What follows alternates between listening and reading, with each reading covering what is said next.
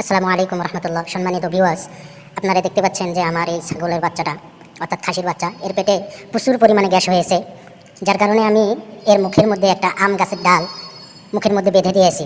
বেঁধে দেওয়ার কারণে সে যে গ্যাসের কারণে খুব মারি দাঁড়িয়ে থাকা এবং মুখটা লড়াচড়া না করার কারণে আমি এটা দিয়েছি।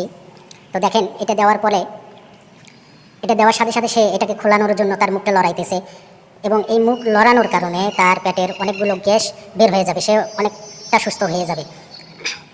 তো আমার এই পদ্ধতি আমি অবলম্বন করতেছি, পদ্ধতিটা প্রয়োগ করতেছি। যদি আপনাদের এই পদ্ধতিটা যদি ভালো লেগে থাকে তাহলে আপনারাও এগুলো করতে পারেন। এর মাধ্যমে ইনশাআল্লাহ অনেকটা সুস্থ হয়ে যাবে আপনার ছাগলগুলো। ছাগলের পেটে অনেক গ্যাস হয়েছে, কালকের থেকে অনেক ঔষধ খাওয়াইতেছি, তবে সারতেছে না, যার কারণে সে মুখটাও লড়াইতেছে না, যার কারণে এই পদ্ধতি আমি করেছি।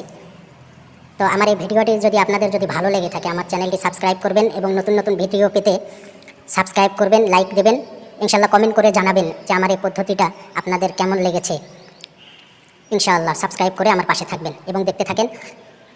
আমার ছাগলটি অনেকটা সুস্থ হয়ে গিয়েছে ইনশাআল্লাহ এই পদ্ধতি অবলম্বন করার কারণে। চাইলে আপনারাও করতে পারেন ইনশাআল্লাহ।